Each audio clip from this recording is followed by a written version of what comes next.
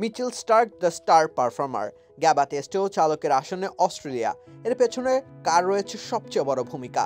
এমন প্রশ্নের উত্তরে স্টার্কের নামটাই আসবে সামনে। বল হাতে ইংল্যান্ডকে রক্তচক্ষু দেখানো স্টার্ক ব্যাট হাতেও ছিলেন দুর্দান্ত। দলের পক্ষে তারই রান ছিল সর্বোচ্চ।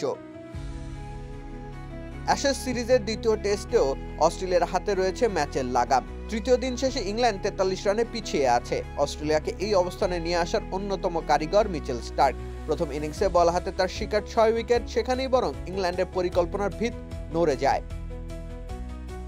এরপর ব্যাট হাতে তাদেরকে আরো বেশি নড়বড়ে করে দেন স্টার্ক। 141 বলের একটা প্রতিরোধ গড়া ইনিংস খেলেন অজি পেসার।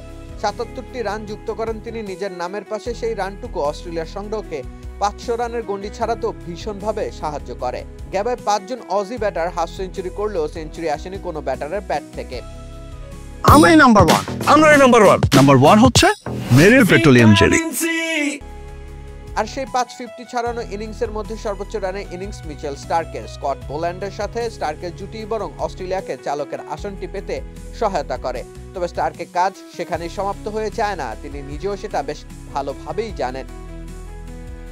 তাই তো আবার তিনি ফিরলেন চিরচেনা আগ্রাসী রূপে, এ দফা 1.5 আউন্সের চর্মগোলক হাতে।